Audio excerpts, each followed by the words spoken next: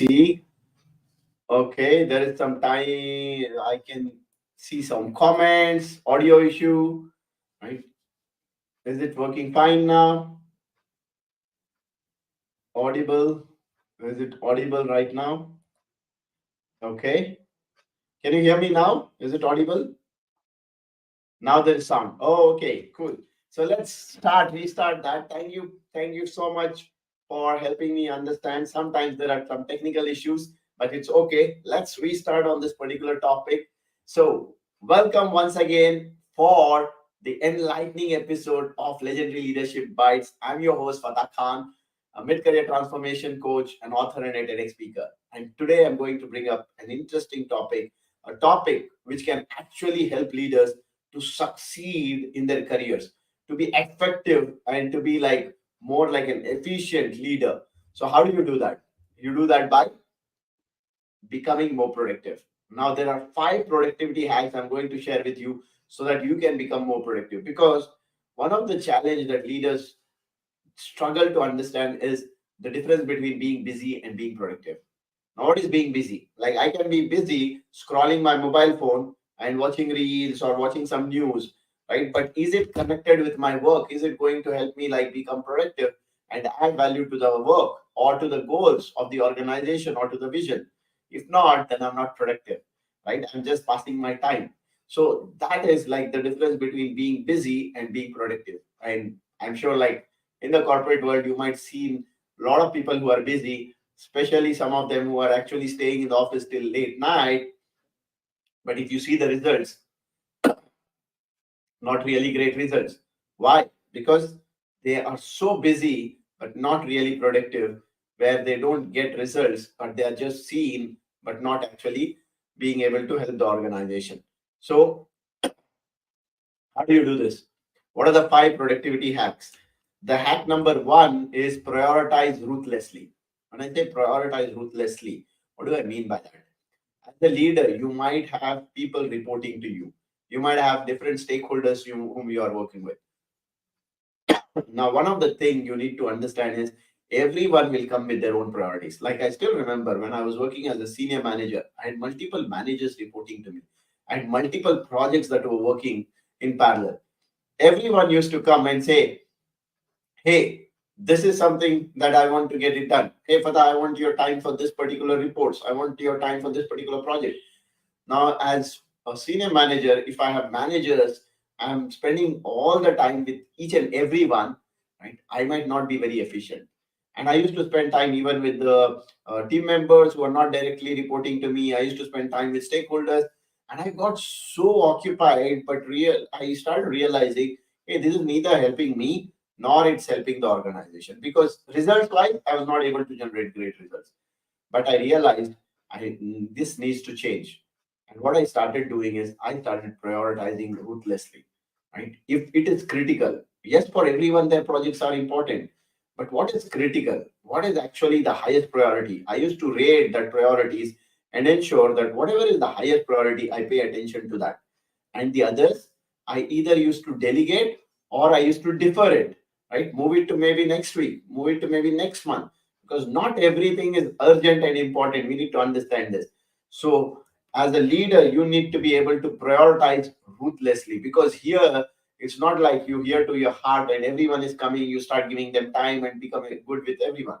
No, you need to understand what are the priorities that can help the team, the organization at this point of time, and what are the things that can be delayed to a later time. So that's hack number 1. What is hack number 2? Hack number 2 is delegate efficiently. Now, as a leader, if you are doing everything, you will feel the burnout because you are taking everything in your plate and you are trying to actually do everything. That's not the effective way of leading. So, then what is the effective way? You have teams, you have people with you. The effective way is to delegate. And how do you delegate? Delegation is not just giving the task and forgetting. Delegation, effective delegation is where you actually identify the right people who can do the task, maybe not to the 100% of what you are doing, but at least to a 30, 40, or 50%. So you delegate the task and activities to them, and you actually, initial stages, you train them well. You make them help understand your style of working. You make them help clearly understand the expectations, and you actually monitor them very closely, and you support them in the initial stages to a very high extent so that they understand and they are able to do it better. And over a period of time, slowly you actually release that, where they are doing more and you are monitoring less, you are supporting less, you are training less, so that now you are becoming, your time can be used in different activities. So delegating effectively helps, and it's a win-win situation, because remember this, when you delegate to your team members, they feel more trusted, they feel more belongingness towards the mission and the vision, they feel more involved, and they feel the sense of ownership when they actually pick up the task that you delegate them. And that's also an opportunity for them to grow. And when you are allowing them to grow, obviously you will also grow, right? So it's a win-win situation when you actually start delegating effectively. Now the next one is master time management. The third hack is master time management, right? As a leader, you cannot just manage your time randomly. You cannot just keep struggling with your time. You need to master your time management. You need to be really like effective in managing time, where you have to understand, hey, what are the things, what time do I need to work on this one, what is the entire, like, my plan for the day. Everything should be planned accordingly, because when you have the plan clear, when you have your day planned clearly, only then you can actually be effective and efficient in that particular day. Because as a leader, you might be pulled into multiple meetings, and we know in corporate there are so many meetings which are just like passing time, not really getting value out of it. So you need to understand, hey, where do I need to put most of my time? Because if you don't have a schedule, if you don't have the calendar that is prepared, then everyone will try to actually come and then barge in and then try to get your time. But if you have a proper calendar schedule, if you have your day plan, and if you know what are the time slots, then you can give to some stakeholders or your team members, it is going to help you. Because if you don't manage your time, then time will manage you. And when time starts managing you, then you are going to struggle, because you will get burned out, you will feel stressed out, and you will not be able to produce in the right way and get the results for your organization. So that's number three. Number four is embrace the power of focus. Now, as Tony Robbins says, wherever your focus goes, right, wherever your attention goes, results will show in that direction. Because focus in today's world, I think that's like the biggest asset if you have it. Because it's easy to get distracted in today's world. You pick up your mobile, it's easy to get distracted. You have so many apps, so many notifications, WhatsApp messages, groups, this, that, and easy to get distracted. You go online, social media, easy to get distracted, right? You get onto like any platforms, easy to get distracted, right? So distraction is easy today, and you get into like different distractions. And when you get into different distractions, your energy is spread everywhere. What will happen if your energy is spread everywhere? You will not be able to get the right kind of results. So as a leader, you need to be able to focus. So focus, for the focus, one thing that I would want to say is, like, have a clear plan before you go to the bed. Have the clear plan for the next day, and have at least three activities which you want to focus during the next day.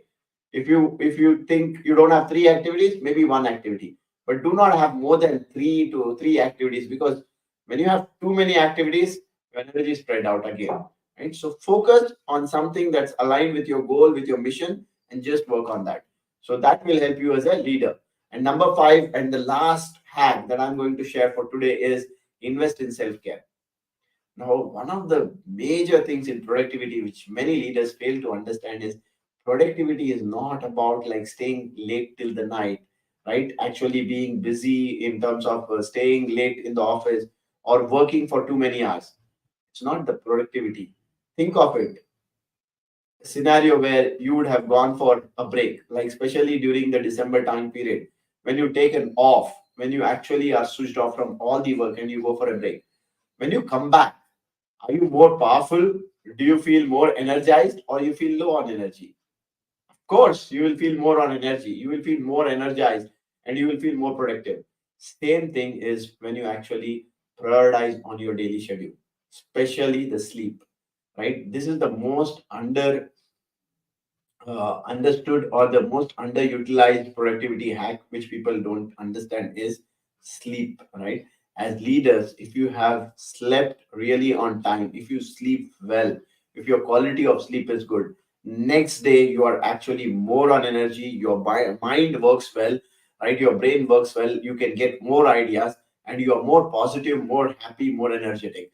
But if you have not slept well, think of it, the entire effect will happen on the next day. You're not energetic, you're not happy, right? So all these things actually will actually show up in your productivity and work. So productivity hack is have a proper sleep, right? So that you can actually be more effective. So these are like one of the pointers in self-care. Of course, apart from that, you can treat yourself, you can celebrate small wins. Those are all there as hacks in the self-care. So if I have to summarize once again the five productivity hacks that you can use as a leader, number one is prioritize ruthlessly. Number two, delegate efficiently. Number three, master time management. Number four, embrace the power of focus. And number five, invest in self care. If you are able to do that, you will become more productive. And productivity is the one thing that if you can get as a leader, you will become successful as a leader. So thank you once again for joining me on this particular episode. Until our next episode, keep leading with purpose and impact. Stay inspired, stay influential. Thank you.